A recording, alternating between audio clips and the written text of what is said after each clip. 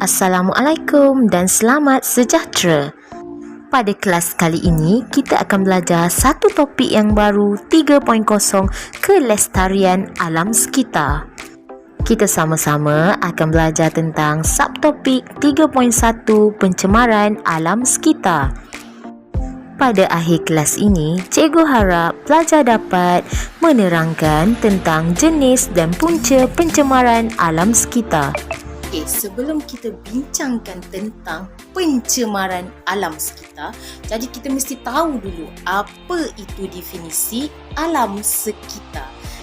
Alam sekitar adalah segala benda yang hidup maupun benda yang bukan hidup yang wujud secara semula jadi di atas bumi kita. Alam sekitar juga dikenali sebagai flora dan fauna. Apa pula pencemaran alam sekitar? Pencemaran alam sekitar adalah perubahan persekitaran yang semula jadi, berubah ciri dari segi kimia, biologi dan juga fizikalnya kepada sesuatu yang kita tak mahu, yang kita tidak kehendaki. Itu maksud pencemaran alam sekitar. Perubahan ciri fizikal, kimia dan biologi ini berlaku disebabkan oleh aktiviti manusia. Punca berlakunya pencemaran termasuklah pembakaran bahan api fosil, pembuangan sisa industri, sisa bahan pertanian, pembuangan sampah sarap dan tumbuhan serta asap daripada kenderaan dan jentera. Okey anak-anak, kita selalu dengar tentang kesan rumah hijau. Apa itu rumah hijau? Rumah berwarna hijau ke? Rumah sukan yang warna hijau tu ke? Bukan ya anak-anak. Kesan rumah hijau ialah pemanasan yang berlaku apabila kepekatan gas-gas rumah hijau.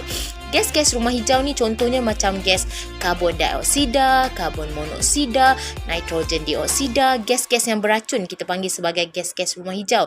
So, pemanasan berlaku disebabkan kepekatan gas ni di dalam sesuatu ruang yang tertutup meningkat. Maksudnya gas ni terlalu banyak dalam satu ruang yang tertutup. Bila ruang tu tertutup, gas terlalu banyak, gas tak boleh keluar, dia akan menyebabkan haba. Haba yang terperangkap di bumi menyebabkan suhu dunia meningkat. Fenomena ini disebut sebagai pemanasan global. Pemanasan global menyebabkan air di kawasan kutub mencair dan seterusnya menyebabkan paras air laut naik. Kesan rumah hijau boleh diatasi dengan melarang pembakaran terbuka, mengawal aktiviti pembalakan dan menanam semula lebih banyak tumbuhan hijau. Okey, kita pergi pula kepada hujan asid. Apa itu hujan asid? Hujan asid ni adalah hujan yang mengandungi kandungan asid yang lemah. Ingat ya, asid yang lemah sahaja, dan asid ni pH dia di persekitar 6 atau 5 sahaja. pH 5 atau 6 sahaja. Tak adalah sampai pH 1. Kalau pH 1 hujan asid, kita pun berlubang-lubang lah badan kita bila kita kena hujan asid tu. Hujan asid ni berlaku kat mana? Hujan asid ni selalunya berlaku di kawasan yang udara dia tercemar teruk. Kat mana kawasan yang udara dia tercemar teruk? Adalah seperti kawasan perindustrian. Kawasan yang tercemar ni berlakunya pembebasan gas-gas yang beracun seperti gas sulfur dioksida, karbon dioksida dan nitrogen dioksida. So gas-gas ini terlarut dalam wap air dan menghasilkan asid sulfurik dan asid nitrik. Wap air yang mengandungi asid ini akan membentuk awan dan selepas pemejaluapan berlaku, hujan akan turun sebagai hujan asid. Kita lihat pula tentang kesan-kesan hujan asid.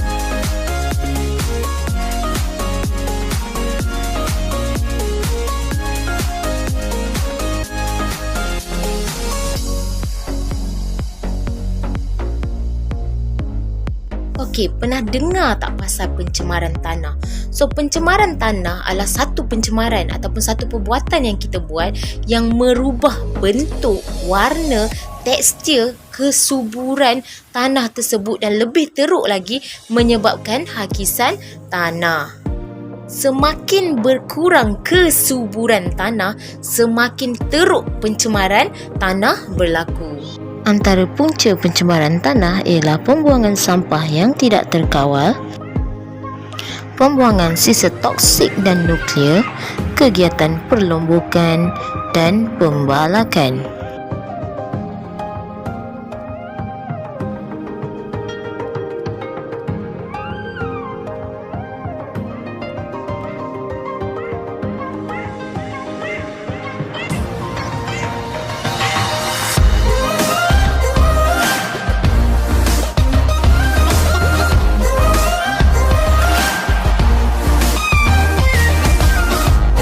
Antara punca pencemaran air adalah pembuangan kumbahan dan sisa logistik yang tidak dirawat, pembuangan sisa industri, pembuangan sisa pertanian dan tumpahan minyak. Para pelajar, ketika anda membuat bacaan tentang pembuangan sisa pertanian, anda akan jumpa satu istilah iaitu eutrofikasi dan juga satu lagi istilah keperluan oksigen biokimia ataupun BOD. Apakah itu eutrofikasi dan BOD?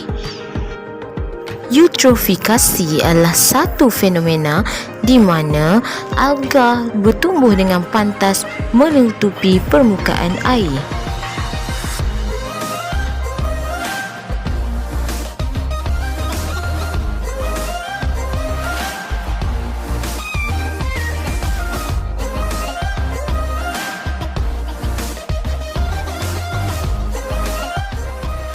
Bacaan BOD digunakan untuk kita mengukur aras pencemaran air.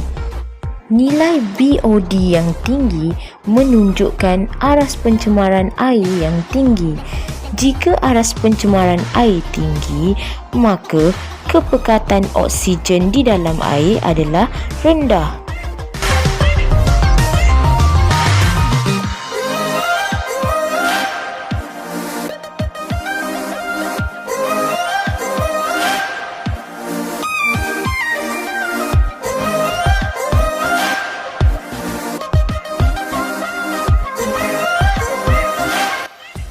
Sumber pencemaran terma ialah yang pertama, pembuangan air panas dari kilang, reaktor nuklear dan stesen jana kuasa.